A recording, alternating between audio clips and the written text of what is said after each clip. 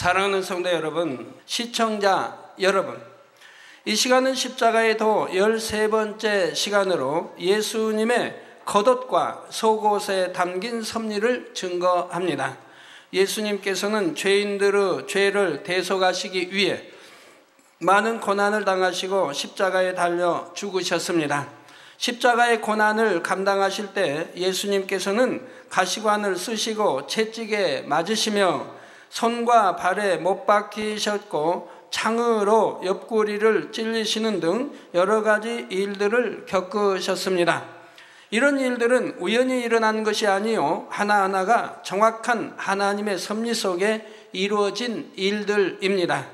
곧 짐승과 같은 인류에게 생명의 양식을 주시고자 짐승의 구유에 누이셨고 우리를 부욕해 하시고자 친히 가난한 삶을 사셨습니다. 우리의 질병을 대속하시고자 채찍에 맞아 고통당하셨고 생각으로 짓는 죄를 사하시기 위해 가시관을 쓰셨지요. 이처럼 예수님께서 고난받으신 모든 과정들은 아담의 범죄로 인해 인류에게 임한 저주들을 풀어주시고 우리 죄를 속량하시기 위해 반드시 필요한 과정이었습니다. 이 시간은 예수님의 옷에 담긴 섭리와 예수님께서 손발에 못 박히신 섭리를 증거합니다. 오늘 또 증거되는 말씀을 통해 우리를 위해 모든 고난을 달게 받으신 주님의 사랑을 더욱 깊이 깨닫는 여러분이 되시기를 바랍니다. 그래서 주님을 위해 생명까지 드릴 수 있는 아름다운 주님의 신부로 나와지시기를 주 예수 그리스도의 이름으로 축원합니다. 사랑하는 성도 여러분, 시청자 여러분, 예수님께서는 채찍에 맞고 가시관을 쓰심으로 온 얼굴과 몸에 피가 낭자하셨고 이번에는 무거운 십자가를 짊어지셔야 했습니다. 못 박히실 십자가를 친히 짊어지고 처형 장소인 골고다 언덕까지 올라가셨지요. 마침내 언덕 위에 도착하자 군병들은 예수님의 옷을 벗겼습니다. 오늘 본문 요한복음 19장 23절 24절 전반절에 보면 군병들이 예수를 십자가에 못 박고 그의 옷을 취하여 네 깃에 나누어 각각 한 깃씩 얻고 속옷도 취하니 이 속옷은 호지 아니하고 위에서부터 통으로 짠 것이라. 군병들이 서로 말하되 이것을 찢지 말고 누가 얻나 제비 뽑자 하니 이는 성경에 저희가 내 옷을 나누고 내 옷을 제비 뽑나이다 한 것을 응하게 하려 함이러라 했지요. 십자가에 달리실 때 예수님께서는 겉옷과 속옷을 다 빼앗기고 완전히 벗기운 채 십자가에 달리셨습니다. 존귀하신 하나님의 독생자 예수님께서 미천한 피조물인 사람들 앞에서 벌거벗은 수치를 당하셔야 했던 것입니다. 예수님께서 이처럼 수치를 당하신 까닭은 바로 우리가 받아야 하는 수치와 부끄러움을 대신 감당하시기 위해서입니다. 죄인들이 마땅히 받아야 할 조롱과 멸시 천대를 아무 죄 없으신 예수님께서 대신 받으신 것이지요. 만약 여러분의 몸과 옷에 썩은 음식물이나 화장실에 오물이 잔뜩 묻어서 심한 악취가 난다면 그런 상태로 많은 사람들 앞에 나타날 수 있겠습니까? 그것을 씻어내기까지는 사람들 앞에 나서기가 부끄러울 것입니다.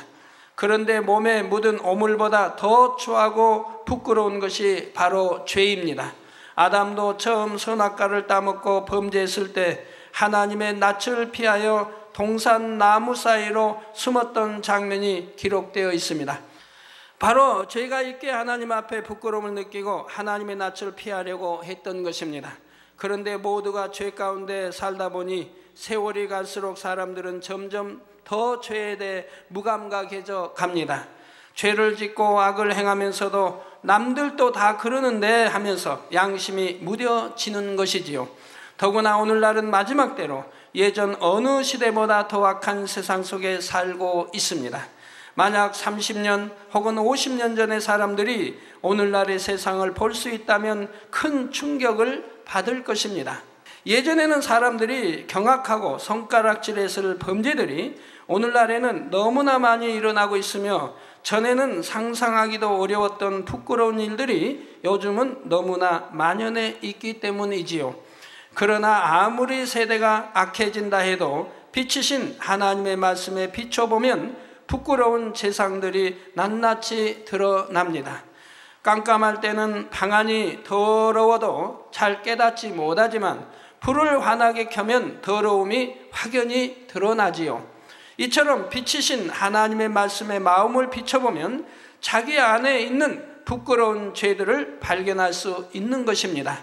세상의 더러움에 젖어서 죄악 가운데 살던 사람들은 장차 하나님의 심판대 앞에 설 때 너무나 큰 수치를 당하게 됩니다. 자신의 더러운 마음과 행실이 낱낱이 드러나므로 감히 고개를 들 수 없게 되는 것입니다. 그러나 예수님께서는 우리의 죄를 대속하셨고 우리가 받아야 할 수치와 능욕을 대신 감당하셨으므로 이를 믿는 우리는 죄인이 당하게 될 부끄러움을 벗어날 수 있게 되었지요. 창세기 3장 21절에 보면 여호와 하나님이 아담과 그 아내를 위하여 가죽옷을 지어 입히시니라 했습니다. 범죄하여 에덴에서 쫓겨난 아담과 하와에게 하나님께서는 벌거벗은 수치를 가릴 수 있도록 자상하게 가죽옷을 지어 입히셨지요. 이 땅에 오신 예수님께서도 친히 벗기운 채 십자가에 달리심으로 죄인들의 수치를 대속해 주셨습니다. 그런데 계시록 3장 18절에 보면 주님께서 라오디게아 교회를 향하여 권면하시기를 흰옷을 사서 입어 벌거벗은 수치를 보이지 않게 하라 말씀하십니다. 하나님을 믿는다 하지만 차갑지도 뜨겁지도 않으며 열심내지 못하는 그들에게 속히 마음을 성결케 하여 주님 맞을 준비를 할 수 있도록 경계하시는 것이지요. 사랑하는 성도님들은 죄인들을 대신하여 부끄러움을 당하신 주님의 사랑을 중심에서 더욱 감사하시기를 바랍니다. 그리고 속히 온전한 성결을 이루어 한 점 부끄러움도 없이 주님을 맞을 수 있으시기를 우리 주 예수 그리스도의 이름으로 축원합니다. 사랑하는 성도 여러분, 예수님의 겉옷과 속옷을 벗긴 군병들은 겉옷을 4깃으로 나누어서 4사람이 각각 나누어 가졌습니다. 속옷은 재단을 하지 않고 위로부터 통으로 짠 옷이므로 한 사람이 제비를 뽑아 가졌지요.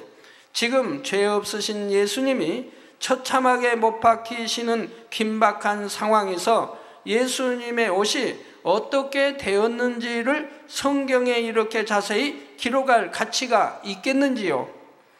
예수님의 옷을 군병들이 4깃으로 나눠 가졌다거나 속옷을 위로부터 짰는지 아래로부터 짰는지 제비를 뽑아 가져갔는지 이런 것을 일일이 기록하고 있다는 것은 좀 이상하게 생각될 수도 있습니다. 왜 구약에도 기록해 놓았고 신약에도, 이 성경은 하나님의 마음 생각을 압축하여 정말 중요한 말씀들만 기록해 놓은 것인데 왜 구약에도 이러한 모습을 기록하고 왜 신약에서도 이렇게 자세히 기록하고 있겠는지요? 또한 예수님의 옷은 값비싼 비단이나 어떤 보석으로 장식된 것도 아니고 오래 입어 낡은 데다가 흙먼지와 피로 얼룩진 것입니다. 그런 낡은 겉옷을 로마 군병들이 4수로 나누어 가지며 속옷을 제비 뽑아간 것도 이상한 일이지요. 더구나 훨씬 이전에 기록된 구약의 시편에까지 이에 대해서 예언하고 있다는 사실이지요. 시편 22편 18절에 내 겉옷을 나누며 속옷을 제비 뽑나이다 했고, 오늘 본문에는 이는 성경에 저희가 내 옷을 나누고 내 옷을 제비 뽑나이다 한 것을 응하게 하려 함이러라 하여 이 예언이 성취되었음을 설명하고 있습니다. 그럼 그 예언이 오늘날 어떻게 성취되었는지 오늘 말씀을 통해 또 들으시겠습니다. 성경은 예수님의 옷을 통해 하나님의 중요한 섭리를 나타내고 있는 것입니다. 바로 예수님 이후 이스라엘의 역사에 대해 예표하고 있는 내용이지요. 먼저 겉옷에 담긴 섭리를 알아보겠습니다. 예수님은 하나님의 아들이시며 하나님의 백성인 이스라엘의 왕이십니다. 그런데 예수님의 겉옷은 영적으로 이스라엘이라는 국가요, 또한 그 백성을 의미하지요. 그런데 예수님의 옷을 네 깃으로 나누었으니 옷의 형체가 없어지고 옷을 만든 재료, 곧 천 조각만 남게 되었습니다. 이는 이스라엘의 왕이신 예수님의 겉옷이 나뉜 것과 같이 이스라엘이라는 나라가 망하여 그 형체가 없어지게 됨을 의미합니다. 옷의 재료였던 천 조각만 남은 것처럼 이스라엘 족속이라는 이름만 남게 되지요. 로마 군병들이 옷을 나눈 것은 이스라엘이 로마군에 의해 멸망당할 것을 의미합니다. 겉옷이 네 깃으로 나누어진 것은 이스라엘 백성이 사방 곧 동서남북 세계 각처로 뿔뿔이 흩어질 것을 나타내고 있지요. 오늘날 세계사를 보면 이스라엘 백성들은 러시아, 또 주변 또는 북미, 중남미, 아프리카, 유럽 전역에 걸쳐 흩어져 있는 것을 봅니다. 근데 유독 우리 한국만이 그러지 아니했죠. 왜? 우린 단일 민족이라 더더구나 우리 한국만 두르지 않는데 거기에도 다 섭리가 있는 것이지요. 이후의 역사를 보면 분명히 그렇게 되었습니다. 누가복음 19장 43절에서 44절에 보면 예루살렘 성에 대한 예수님의 예언이 나옵니다. 날이 이를지라 내 원수들이 토성을 쌓고 너를 둘러 사면으로 가두고 또 너와 및 그 가운데 있는 내 자식들을 땅에 메어치며 돌 하나도 돌 위에 남기지 아니하리니 이는 권고받은 나를 내가 알지 못함을 이남이니라 하셨지요. 예수님의 예언대로 예루살렘은 주후 70년에 디도 장군이 이끄는 로마 군대에 의해 포위 공격을 받았습니다. 이스라엘 백성들은 끝까지 저항했지만 마침내는 성이 함락되어 예루살렘 성은 완전히 회파되고 말았습니다. 돌 하나도 돌 위에 남기지 않으리라 하신 대로 로마 군병들은 성전을 이룬 돌들까지도 다 흩어버렸지요. 역사의 기록에 따르면 이 예루살렘 함락 과정에서 100만 명 이상의 유대인들이 살해당했으며 그 중에는 십자가에 처형된 포로들도 많았다고 합니다. 전쟁 속에서 살아남은 사람들도 동서남북으로 뿔뿔이 흩어지고 말았고 이후로 유대인들은 곳곳에 흩어져 살면서 이방인들로부터 많은 핍박을 받아야 했지요. 2000년 가까이 걸어온 고난의 역사 속에서도 유대인들이 겪은 가장 처참한 사건은 제2차 세계대전 당시 나치 정권에 의한 학살입니다. 짧은 기간 동안에 600만 명 이상의 사람들이 단지 유대인이라는 이유만으로 죽임을 당했으며 더구나 벌거벗기운 채 죽임을 당한 것이지요. 우리 이제 미국이 이락을 쳐서 이락 나라가 그냥 완전히 해파되었는데도 죽은 사람이 미국인까지 다 합쳐서 수천 명에 오늘날 쭉 가면 수천 명이 이르릅니다. 그러나 여기 유대인들은 인구도 적은데도 이렇게 600만 명이 학살을 당했다고 하는 것은 얼마나 어마어마한 국민이 학살을 당했는가를 알 수가 있습니다. 저는 하나님을 믿기 전에 이 유대인 학살에 대해 들었을 때는 참 이상하다는 생각을 했습니다.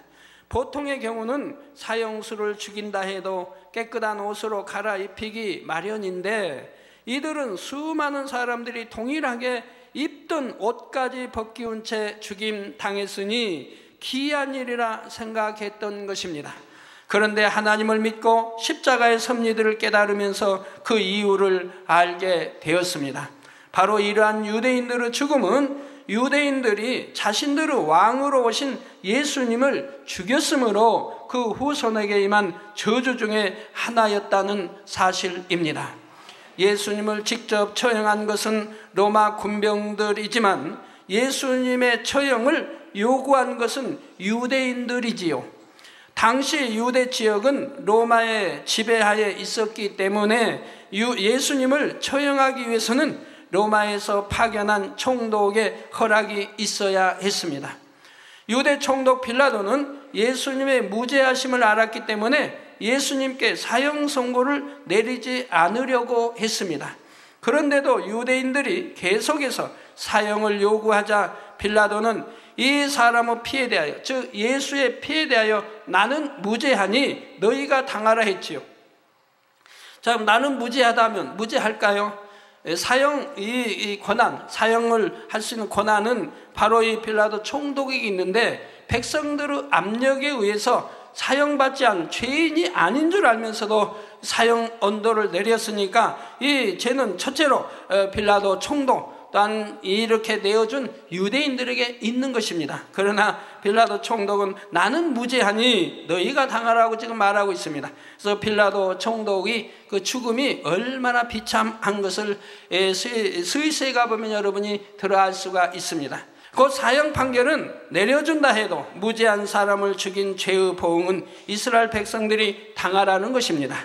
이에 마태복음 27장 25절에 보면 이 말을 들은 유대인들이 그 피를 우리와 우리 자손에게 돌릴지어다 합니다.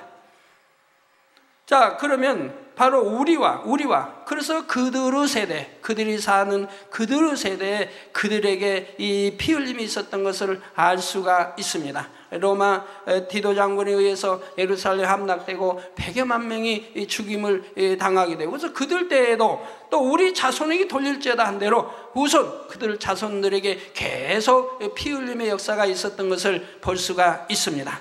잠언서 18장 21절에 보면 죽고 사는 것이 혀의 권세에 달렸나니 혀를 쓰기 좋아하는 자는 그 열매를 먹으리라 했습니다. 그래서 혀의 권세가, 죽고 사는 권세가 있다 이 말입니다. 그래서 흥망성쇠가 혀의 권세에 달려 있습니다. 말 한마디도 말 한마디 잘하면 천냥빚도 갚는다는 말도 있지 않습니까? 내 혀의 권세에 따라서 내가 망할 수도 흥할 수도 있고, 내가 축복받을 수도 있고 저주받을 수도 있고 치료받을 수도 있고 받지 못할 수도 있고 여러 문제가 생겨납니다.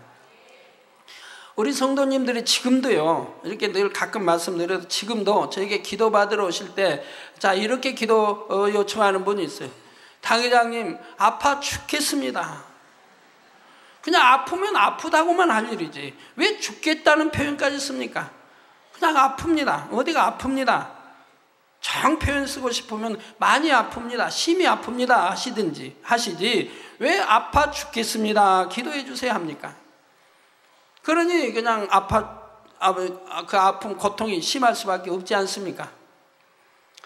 그리고 여러분, 말 한마디 한마디가 선한 말, 고운 말, 행복한 말, 축복의 말, 또 상대에게 유익을 줄 수 있는 말, 이렇게 고운 말들을 쓰셔야 한다 하면, 진리의 말, 선한 말, 이렇게 진리와 함께 고운 말을 쓰실 때 축복이 많은 것인데 내 입술에 고운 말이 아니 나오기 때문에 거기에 따른 여러 가지 뱉은 말에 저주가 따르게 되는 것이라 이 말입니다. 시험과 환난이 따른다는 사실입니다. 그래서 여러분이 영으로 들어가시면 자연스레 고운 말을 쓰게 돼요.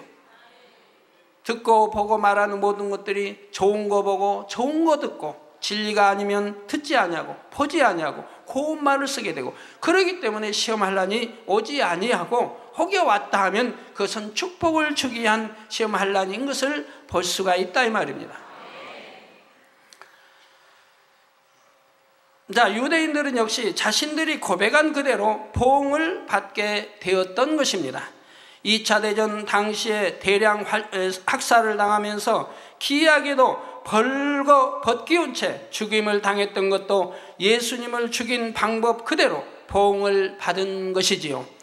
유대인들은 우리와 후손들이 예수님의 피값을 당하겠다 하는 고백대로 오랜 세월 동안 혹독한 고난의 역사를 살아왔습니다. 성경에 보면 반드시 피값을 찾는다고 하죠. 그래서 창세기도 보면 가인이 동생인 아벨을 죽였을 때 그 피가 소리치는 걸 봅니다. 바로 피값을 반드시 찾는다 이 말입니다. 그 고난의 역사가 바로 예수님의 겉옷을 넷으로 찢은 사건 안에 이미 예표되어 있었다는 사실이지요.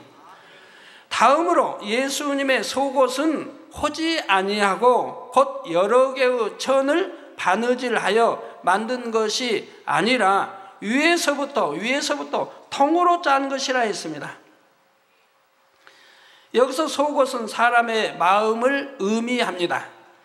이스라엘의 왕이신 예수님의 속옷은 이스라엘 후손들의 마음을 의미하며 하나님에 대한 그들의 신앙을 나타내지요.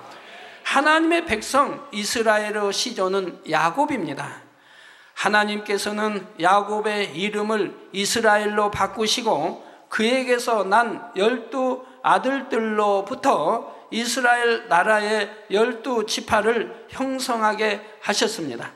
하나님께서는 믿음의 조상인 아브라함의 후손들 중에서도 야곱의 중심이 좋은 것을 보심으로 야곱을 통해 하나님의 선민을 이루게 하신 것입니다. 이스라엘 백성들은 긴 세월 동안 다른 민족과 통혼하지 않고 단일 민족으로 이어졌으며 유일하신 하나님만을 섬겨왔죠. 즉 위에서부터 통으로 짰다. 위에서부터 즉 위에 아브라함 그 다음에 야곱을 통해서 12지파를 통해서 쭉 단일 민족으로 내려왔다는 것을 뜻하는 것이라 이 말입니다.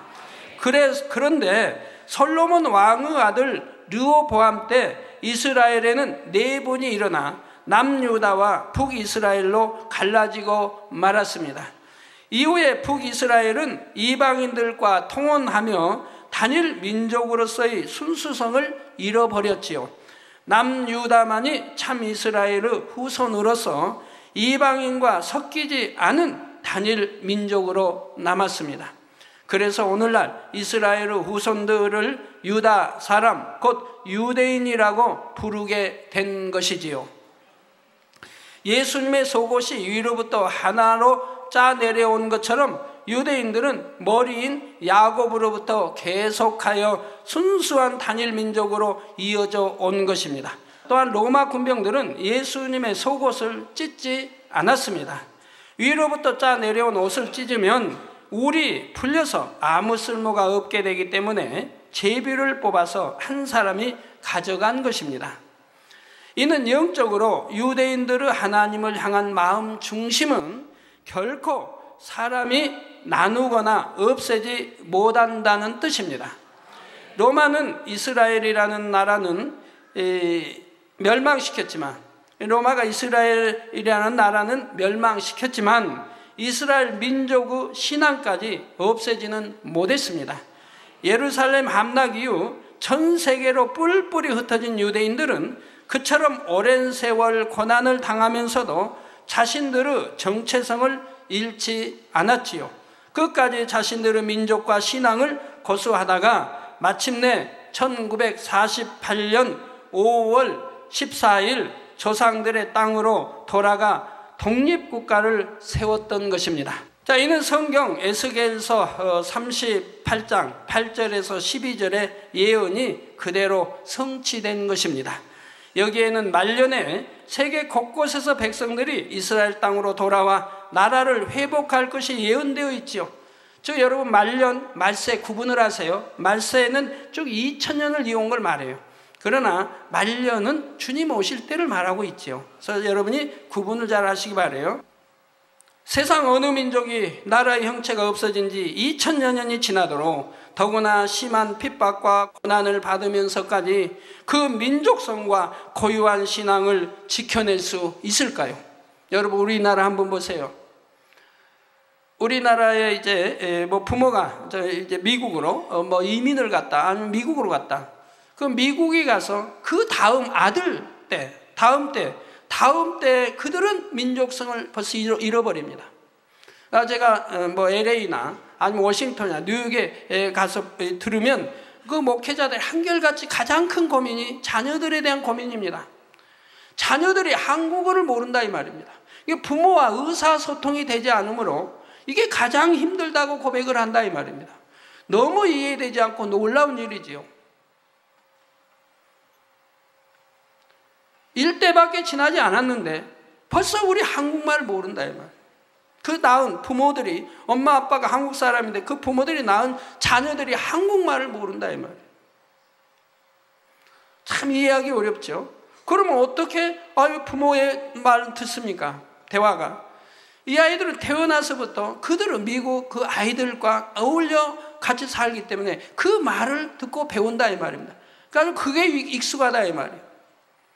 그 한국 사람들을 대할 그런 게 없고 기껏 해봐야 엄마 아빠인데, 엄마 아빠는 그냥 일터에 가서 아침 교대로, 아침에 낮에 엄마가 갔으면 밤에는 아버지가, 그래서 일터에 가서 살아서 자식들과 이렇게 만나 대화할 시간도 별로 없다. 자식을 가르쳐줄 그런 시간도 없다 이 말이에요. 그렇기 때문에 한국어를 가르치지 못했고, 그들은 자연적으로 어려 태어나서부터 미국의 아이들과 어울려 놀다 보니 이제 미국어는 잘하지만 한국어를 잘하지 못한다 이 말이에요. 그래서 한다 해도 굉장히 서툴다 이 말이에요. 그래서 대화가 통하지 않은 이거에 대해서 가장 고민을 털어놓습니다. 진실입니다. 너무 놀라운 일이에요. 그리고 한국 음식도 먹으려고 안 하죠. 그런데 그게 2대로 3대로 내려간다고 하면 어찌 되겠습니까? 거기야 한국 사람, 한국 태어나서도 국적 포기하고 그런 사람도 꽤 많이 있죠. 국적까지 포기해버리고. 또한 멸망한 지 2000여 년 만에 그 나라를 회복할 수 있는 민족이 또 있을까요? 이는 상식적으로는 불가능한 일입니다. 조상인 야곱으로부터 물려받은 유대인들의 마음 중심과 신앙이 그만큼 굳건했기에 이런 일이 가능했던 것이고, 위로부터 짠 예수님의 속옷이 그대로 보존된 것이 바로 이러한 역사를 미리 알려주고 있는 것입니다. 사랑하는 성도 여러분, 예수님께서는 이처럼 옷을 벗기우신 채 십자가에 손발을 못 박히셨습니다. 우리가 알고 있는 일반적인 사형 방법들은 죽기까지 마음의 고통이 더욱 두려운 것이지, 육체적 고통은 비교적 짧은 시간 안에 끝이 납니다. 사형수가 언제 사형 받는다 이거 날짜를 받고 나면 잠도 못 자고 먹지도 못하고 그냥 너무너무 불안과 고통 속에 지낸다고 그래요. 그래서 전에 소원이 무엇이냐 하니까 죽는 사형수, 담배 피우는 게 소원이냐. 담배를 여기서 전에 일화적인 그런 말이 있습니다. 담배를 줬더니 이게 우리나라에 굉장히 여러 사람을 살인하고 있던 아주 악한 그런데, 담배를 줬더니 담배가 입에 들어가질 못하는, 떠느라고 하도 떨어서 이 담배가 입에 넣지를 못하더라. 그처럼 죽음을 두려워하더라고 말한 겁니다. 죽음이 그처럼 두려운 것입니까? 마음이 이렇게 고통을 받는 걸 보게 돼요. 사형수 칼로 목을 벤다. 순간 아닙니까? 목 자르는 순간이죠. 1, 2초의 고통도 안 되죠. 이거 전기의자는 좀 오래 걸릴 것 같아요. 그것도 1분은 안 걸리죠. 1분 안 넘길 것 같아요. 그러나 십자가의 처형은 오랜 시간 동안 극심한 고통을 주는 사형 방법입니다. 살인자나 반역자 등 중죄인에게만 가해지는 가혹한 형벌이지요. 먼저 나무로 큰 십자가 형틀을 만들어 그 십자가 위에 양손과 양발을 못 박습니다. 그리고 십자가를 세우면 체중이 아래로 쏠리면서 손발에 못 박힌 자리에 더욱 심한 고통이 가해집니다. 급소를 피해서 못을 박기 때문에 빨리 죽을 수도 없습니다. 계속 피를 흘리면서 숨이 끊어지는 마지막 순간까지 극심한 고통을 고스란히 받아야 하는 것입니다. 예수님은 이러한 십자가의 형벌을 받기 전 예수님은 밤새 끌려다니며 신문을 받으셨고, 심한 채찍질과 가시관으로 피가 낭자한 상태로 무거운 십자가를 지고 골고다 언덕길을 오르셨습니다. 지친 몸으로 십자가를 지시는 것이 쉽지 않았기에 몇 차례나 무릎이 꺾이며 쓰러지셨지만 결국은 그 고난의 길을 다 걸어 언덕 위에 오르셨지요. 언덕 위에 이르자 백부장의 호령소리에 맞춰 군병들은 한 번 또 한 번 망치를 내려치고 예수님은 참혹한 고통 속에 십자가에 못 박히셨습니다. 뜨거운 태양 아래 매달려 있을 때 피냄새를 맡은 독한 벌레들이 달려들었지요. 이렇게 십자가에 매달리신 채로 예수님은 완전히 숨이 끊어지시기까지 심한 고통을 6시간가량이나 견뎌내셔야 했습니다. 그러면 예수님께서 이처럼 손과 발에 못 박히셔야 했던 이유는 무엇일까요? 이는 바로 사람이 손과 발로 지은 모든 죄를 대속하기 위한 섭리였습니다. 마가복음 9장 43절에서 45절에 보면 예수님께서 말씀하시기를 만일 내 손이 너를 범죄케 하거든 찍어버리라. 불구자로 영생에 들어가는 것이 두 손을 가지고 지옥 꺼지지 않는 불에 들어가는 것보다 나으리라. 차라리 손을 잘리고라도 죄를 짓지 않냐고 천국 가는 것이 낫다 이 말입니다. 죄를 짓고 그리고 손은 안 잘린다 해도 죄를 짓고 지옥 가는 것보다 차라리 손 잘리고 손으로 범죄하지 않고 그리고 천국 가는 것이 낫다고 지금 말씀하시는 것이라 이 말입니다. 만일 내 발이 너를 범죄케 하거든 찍어버리라. 절룩발이로 영생에 들어가는 것이 두 발을 가지고 지옥에 던지는 것보다 나으리라 하셨습니다. 손이 있기 때문에 그 손으로 하지 말아야 할 일을 하며 발이 있기 때문에 그 발로 가지 말아야 할 곳에 가서 범죄하는 경우가 얼마나 많습니까? 그러면 여러분이 지옥에 가지 않기 위해서는 범죄하지 않기 위해 손과 발을 잘라야 할까요? 오늘날도 구약의 율법을 지키는 나라들은 실제로 그렇게 합니다. 눈은 눈으로, 이는 이로 갚는다는 원칙에 따라 손으로 도적질을 하면 손을 자르고 눈으로 범죄하면 눈을 빼며 간음을 하면 돌로 쳐서 죽이지요. 그러나 예수 그리스도를 구세주로 영접한 자녀들은 그럴 필요가 없습니다. 손발을 자르지 않아도 회개하면 용서받을 수 있고 성령의 능력으로 죄를 버릴 수가 있습니다. 이미 죄 없으신 예수님께서 양손과 양발에 못 박혀 피 흘리심으로 손발로 범하는 죄를 대속해 주셨기 때문입니다. 또 마가복음 9장 47절에는 만일 내 눈이 너를 범죄케 하거든 빼어버리라. 한 눈으로 하나님의 나라에 들어가는 것이 두 눈을 가지고 지옥에 던지는 것보다 나으리라 하셨는데, 예를 들어 간음한다. 눈으로 보기 때문에 간음하지 않습니까? 눈으로 짓는 죄는 결국 보고 듣고 느낌으로 생각 속에서 짓는 죄입니다. 이것은 이전 시간에 설명한 대로 머리에 가시관을 쓰고 피 흘리심으로 대속해 주셨기에 우리가 눈을 빼지 않아도 되는 것이지요.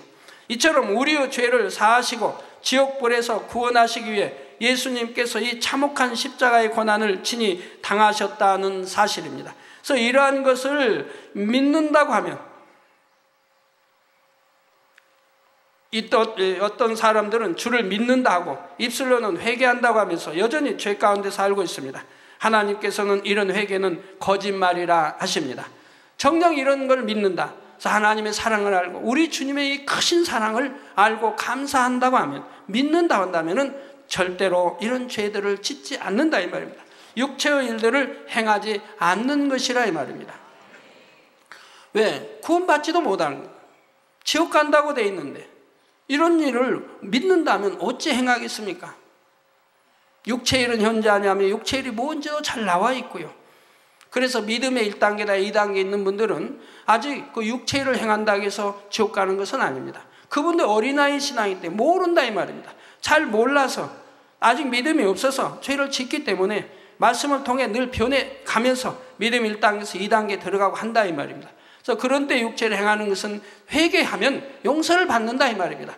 그러나 믿음의 3단계 들어온 사람은 용서가 되지 않는다 이 말이에요. 왜? 믿음의 1단계를 지나서 2단계 지나서 3단계 들어왔습니다. 저 육체의 일을 끊어버렸습니다. 그렇기 때문에 믿음의 2단계 들어왔습니다. 2단계 들어와서 육신의 생각을 버렸습니다. 그래서 믿음의 3단계 들어왔습니다. 이제 믿음의 3단계 들어온 사람은 육체의 일이나 이런 것들을 행하지 않는다 이 말입니다. 그러니까 믿음의 3단계라 이 말입니다.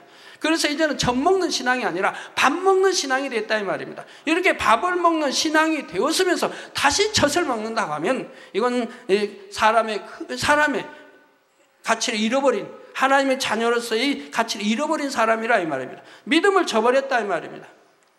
믿습니다 하는 것이 거짓말이라 이 말입니다. 하나님을 사랑한다는 것이 거짓말이라 이 말입니다. 이런 모든 것을 들으면서도 믿는다는 것이 거짓말이라 이 말입니다. 그래서 이러한 것은, 그래서 믿음의 3단계로 이렇게 들어온 이런 사람들, 이렇게 이제 믿음이 있는 밥 먹는 신자가 육체의 일을 행하면 구원받지 못한다고 성경은 구약이나 신약에 누누이 기록하고 있는 거예요. 어디에 기록되어 있습니까? 여러분 성경 어디에 기록되어 있어요? 예를 들어 신약에 보면, 히브리서에 보면 6장이나 10장에 보면 잘 나와 있지요.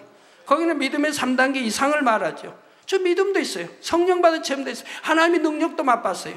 하나님 말씀도 알아요. 그런 사람들이 짐짓 죄를 지으면 또는 예수를 다시 십자가에 못 박으면 회개의 영을 주시지 않으므로 죄 사함이 되지 않으니 구원을 받지 못한다 이 말이에요. 그래서 어떤 사람들은 주를 믿는다 하고 입술로는 회개한다고 하면서 여전히 죄 가운데 살고 있습니다. 하나님께서는 이런 회개는 거짓말이라 하십니다. 요한일서 1장 6절에도 만일 우리가 하나님과 사귐이 있다 하고 어두운 가운데 행하면 거짓말을 하고 진리를 행치 아니함이거니와 했습니다. 저 어두운 가운데 행한 사람은 진리를 행치 않는다 이 말입니다. 그러니까 하나님과 사귐이 있다, 하나님 사랑합니다, 하나님 믿습니다 하는 말은 거짓말이라 이 말입니다. 참으로 믿는다면 결코 그럴 일이 없다 이 말입니다. 또 갈라디아서 5장 19절에서 21절에는 육체의 일을 행하는 자, 곧 행함으로 범죄하는 자들은 하나님의 나라를 유업으로 받지 못한다 했습니다. 이는 곧 구원받지 못한다는 말이지요. 구원받아 천국에 가려면 이런 죄들을 범하지 않아야 합니다. 예수님께서 우리의 죄 때문에 손과 발에 못 박혀 고통받으셨음을 정녕 믿는 사람은 다시 죄를 범할 수가 없습니다. 또 범죄한 것을 마음 중심에서 회개하고 돌이켰다면 같은 죄를 반복해서 지을 수가 없는 것이지요. 죄를 버리지 않고 예전 모습 그대로 사는 사람은 참 믿음이 있는 사람도 아니고 하나님을 사랑하는 것도 아닙니다. 그렇기 때문에 죄를 사랑하고 세상을 사랑하고 세상에 빠지기를 즐겨하고 세상과 짝하기를 즐겨하게 되죠. 그러니 그 속에는 하나님의 사랑이 없다고 분명히 말씀하고 계시지 않습니까? 구원과도 상관없는 사람이지요. 물론 변화되려고 노력하는데도 아직 믿음이 약할 때는 거듭 범죄하는 경우가 있습니다. 그럴 때도 중심으로 회개하고 다시 죄를 버리기 위해 노력해 나가면 하나님께서도 용서해 주십니다. 다시 은혜를 주시고 죄를 버릴 능력을 주시지요. 죄를 버리고 거룩하신 하나님을 닮아가는 것이 사람의 능력으로는 불가능하지만 하나님의 능력으로는 가능합니다. 또한 하나님의 자녀라면 마땅히 죄를 버리고 거룩해져야 한다는 사실입니다. 결론을 말씀드립니다. 사랑하는 성도 여러분, 손과 발에 못 박혀 피 흘리시는 죽음의 시간 동안 예수님은 죽음의 고통을 생각하지 않으셨습니다. 예수님의 고난과 죽음을 통해 어찌하든 한 영혼이라도 더 구원받기를 기도하셨으며 예수님을 못 받고 조롱하는 영혼들을 위해 대신 용서를 구하셨지요. 이처럼 큰 사랑으로 우리를 위해 죽으시고 부활하신 주님께서 이제 구원받은 자녀들을 데리러 다시 오실 때가 가까이 이르렀습니다. 마태복음 24장 32절에서 34절에 무화과 나무의 비유를 배우라. 그 가지가 연하여지고 잎사귀를 내면 여름이 가까운 줄을 아나니. 여러분도 우리나라 이제 가을이 되면 단풍 지고 이제 나무들이 죽어가는 같이 메말라 갑니다. 이파리들이 다 떨어지고요. 뭐 사철나무는 안 그러지만 그래서 가을 이제 겨울에 보면 다 죽은 것 같아요. 잔디도 이제 뭐 파란 색깔이 다 없어지고 죽은 것 같습니다. 그러나 봄이 되면 싹이 나지요. 싹이 나고 이렇게 하지요. 잔디도 이제 퍼러퍼러 납니다. 그러면 그것만 보고도 우리가 봄이 온 줄을 알지요. 개구리가 잠에서 깨어나면 봄이 온 줄을 알지요. 이와 같이 바로 그 가지가 연해지고 잎사귀를 내면 여름이 가까운 줄을 아나니 이와 같이 너희도 이 모든 일을 보거든 인자가 가까이 곧 문 앞에 이룬 줄을 알라. 내가 진실로 너희에게 말하노니 이 세대가 지나가기 전에 이 일이 다 이루리라 하신 예수님의 말씀이 나옵니다. 여기서 무화과 나무는 영적으로 이스라엘을 말합니다. 겨울에는 죽은 것 같았던 무화과 나무에 싹이 나면 다가오는 여름을 느낄 수 있는 것처럼 멸망했던 이스라엘이 다시 재건되는 날이 오면 그 세대가 지나기 전에 주님의 날이 곧 가깝다고 말씀하신 것입니다. 예루살렘의 함락이나 유대인들을 권한 이스라엘의 멸망과 재건 등 모든 것이 성경에 기록된 그대로 이루어졌습니다. 자, 아직 성취되지 않은 것은 앞으로 일어날 일들이지요. 그중 하나가 바로 이제 멀지 않은 때 십자가에서 죽으셨다가 부활하신 예수 그리스도께서 성도들을 데리러 오시는 것입니다. 계시록 16장 15절에 보면 보라 내가 도적같이 오리니 누구든지 깨어 자기 옷을 지켜 벌거벗고 다니지 아니하며 자기의 부끄러움을 보이지 아니하는 자가 복이 있도다 하셨습니다. 즉 성결되는 자, 성결되어 가는 자, 영으로 들어가는 자, 이렇게 육을 벗고 악을 벗고 죄를 벗고 이렇게 손으로 영으로 성결로 들어가는 자가 복이 있다 이 말입니다. 주께서 재림하시는 그날 주님을 맞을 준비가 되어 있지 않으면 누구도 천국에 들어갈 수가 없습니다. 사랑하는 성도님들은 결코 영적인 잠에 빠지지 않고 말고 깨어서 기도하며 근신하시기를 바랍니다.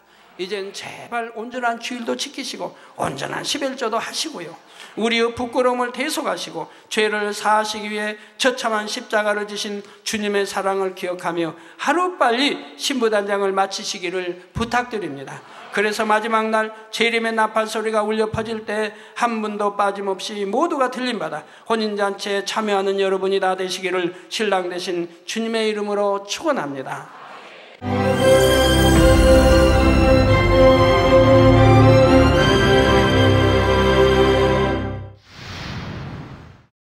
할렐루야. 전능하신 사랑의 아버지 하나님, 이 시간 기도받는 모든 성도님들 위해 안수하여 주옵소서. GCN 방송 시청자들이 인터넷과 화상을 통해 기도받는 지교회와 지성전 그리고 전 세계 하나님의 자녀들 위에도 시공간을 초월하여 역사하여 주시기를 원합니다. 믿어지는 믿음을 주시고 부정적인 생각과 의심의 세력을 물리쳐 주옵시며 모든 시험 환난도 물리쳐 주옵소서. 머리부터 발끝까지 오장육부 뼈 마디마디 온몸의 신경 조직 세포 등 아픈 곳마다 성령의 불로 태우시고 근본의 빛으로 역사하여 주옵소서. 예수 그리스도의 이름으로 명하노니 원수마귀 사단 모든 질병 균 연약함아 물러가라. 빛이 임하라. 모든 불친 난치병도 성령의 불로 태워 깨끗게 하여 주옵소서. 말라리아를 비롯한 모든 풍토병도 물리쳐 주옵소서. 감기, 기침, 열, 몸살, 독감 등 각종 유행성 질병도 다 물러가라. 어떠한 유행성 질병균도 틈타지 않게 지켜 주옵소서. 위암, 폐암, 간암, 유방암, 자궁암, 대장암, 피부암 등 각종 암과 에이즈, 백혈병, 뇌졸중, 고혈압, 저혈압, 심장병, 폐병, 위장병, 당뇨, 부인병, 피부병, 갑상선 질환과 모든 염증도 깨끗게 하여 주옵소서. 소아마비, 중풍, 관절염, 디스크도 온전케 하여 주옵소서. 요통, 두통, 신경통을 비롯한 모든 통증은 사라질지어다. 간질, 자폐증, 우울증, 조울증, 노이로제 등 모든 정신질환도 물러가라. 모든 마비된 것도 풀어지고 일어나 걷고 뛸지어다. 눈도 잘 보이게 하옵시고 귀도 잘 들리게 하여 주옵소서. 소경은 눈을 뜨고 기머거리는 들으며 벙어리는 말할지어다. 각종 사고 후유증도 깨끗게 하시고 부러진 뼈도 붙여 주옵소서. 화상 입은 것도 온전케 하옵시고 화기암 물러가라. 열도 물러가라. 아버지 흉터 나지 않게 역사해 주시기 원합니다. 마약을 비롯하여 각종 약물과 독극물 중독도 깨끗함을 입을지어다. 죽은 신경과 세포가 살아나며 죽은 자도 살아나게 하여 주옵소서. 잉태의 축복도 주시기를 원합니다. 잉태의 축복을 받으라. 예수 그리스도의 이름으로 명하노니 원수마귀 사단아, 하늘 공중 곳에 잡은 악의 영들아 물러가라. 그의 사자들도 물러갈지니라. 이 땅의 악한 영, 더러운 영, 거짓되고 간사한 영, 의간질하고 미혹하는 모든 어둠들은 물러가라. 모든 흉악의 결박을 풀고 어둠아 물러가라. 빛이 임하라. 아버지 하나님, 부르짖어 기도할 수 있는 능력을 주시고 죄를 버리고 성결될 수 있는 능력을 주옵소서. 영원히 잘됨같이 범사에 잘되게 하시고 가정의 복음화도 이루어 주시기를 원합니다. 한 주간도 모든 사고와 재앙으로부터 지켜주시고 불통이 없는 형통한 삶을 살 수 있도록 축복해 주옵소서. 성령의 불담으로 천군 천사와 주님의 불꽃 같은 눈동자로 모든 하나님의 자녀들과 가정, 일터, 사업들을 지켜주시기를 원합니다. 학생들에게 지혜와 명철을 더하시고 공부할 수 있는 뜨거운 마음과 열정도 더하여 주옵소서. 마음과 생각을 세상에 빼앗기지 않도록 지키시고 하나님을 뜨겁게 사랑하는 학생들로 축복하여 주옵소서. 하나님의 자녀들이 먹으나 마시나 입으나 무엇을 하든지 하나님 앞에 영광 돌리는 삶이 되게 축복하여 주시기를 원합니다. 나는 하나님을 만났노라, 체험했노라, 응답 받았노라, 축복 받았노라 간증하는 입술이 되게 역사하여 주옵소서. 아버지 하나님 감사합니다. 홀로 영광 받으옵소서. 우리 주 예수 그리스도의 이름으로 기도하옵나이다. 아멘.